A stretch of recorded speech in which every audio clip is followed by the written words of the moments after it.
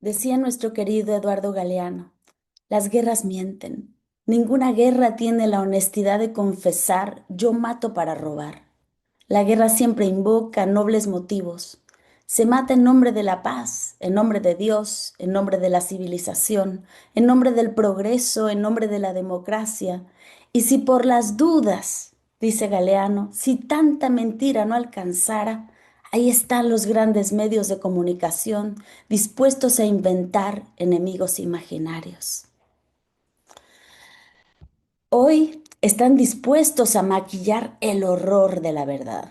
Y estamos ahí nuevamente. El imperio sionista está deseoso de devorarse a Palestina de una vez, deseoso de avasallar a todos aquellos que tengan algún sueño de soberanía, deseoso de destruir a Irán, un país soberano, un país rebelde que ha tenido el enorme atrevimiento de apoyar la resistencia antiimperial y que además es el tercer país más rico en hidrocarburos sobre la Tierra. Pero no nos olvidemos que el imperio mata, ¿para qué? Para robar, para someter, para imponerse, para dominar. Así que no te equivoques. Los palestinos son víctimas de un genocidio. Libia y Siria buscaban construir su soberanía.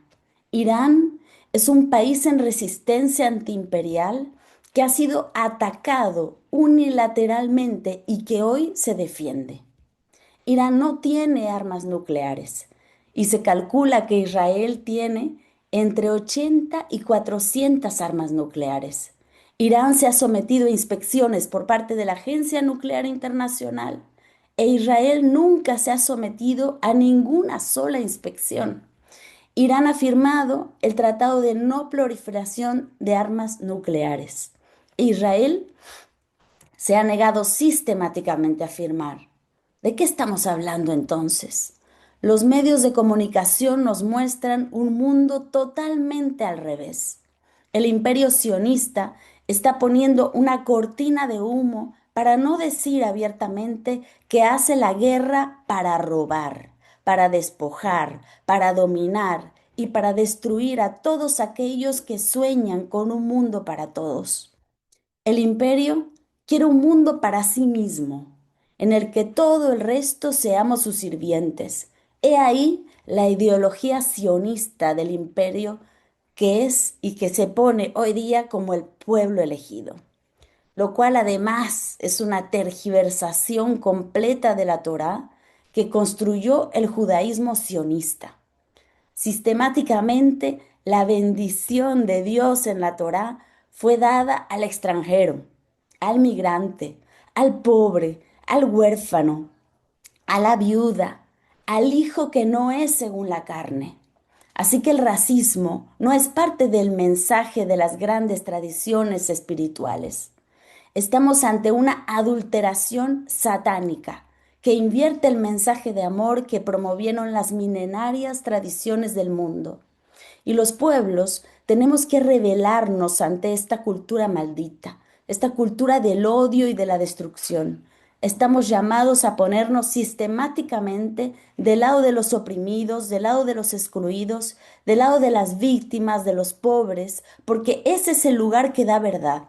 Ese es el lugar que nos pone ante la construcción verdadera de un mundo para todos. Así que no seas francotirador del imperio, no te prestes como un altavoz de la dominación y de la mentira. Defendamos a las verdaderas víctimas, defendamos a Palestina, defendamos a Irán como un pueblo que ha sido atacado unilateralmente.